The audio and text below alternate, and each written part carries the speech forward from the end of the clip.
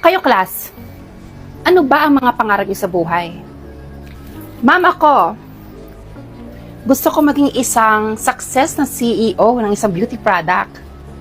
Wow, maganda yan. Ako po, ma'am, maging isang doktor. Ako naman ma'am, maging isang flight attendant.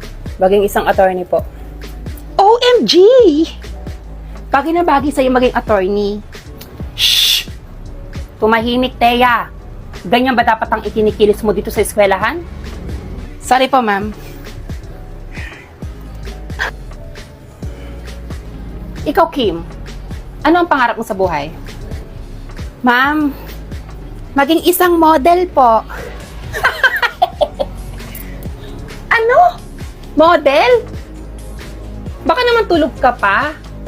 Masapalin nyo nga yan, baka nananaginip pa yan. Sobra ka naman. Sinabi ng tumahimik, Teya. Isa pa, palalabasin na kita sa klase ko. Bakit pwede naman maging model Basta pangarap mo, pilitin mo abutin. At hindi lahat ng pangarap, kahit pilitin mo abutin, maaabot mo.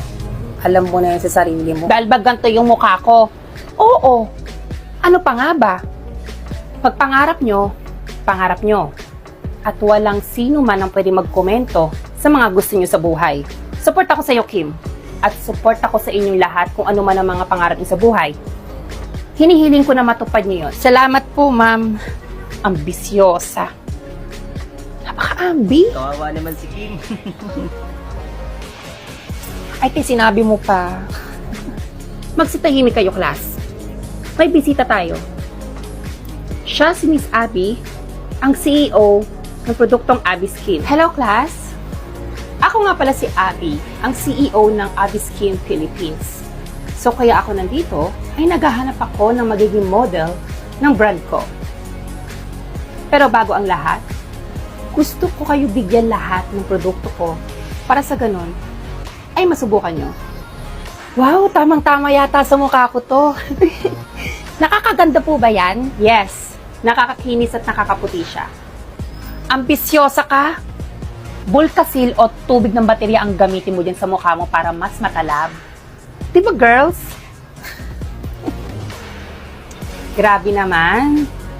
Porket ba binigyan kayo ng makinis na mukha, may karapatan na kayo na laitin at mang-apak ng tao na may insecurity sa mukha.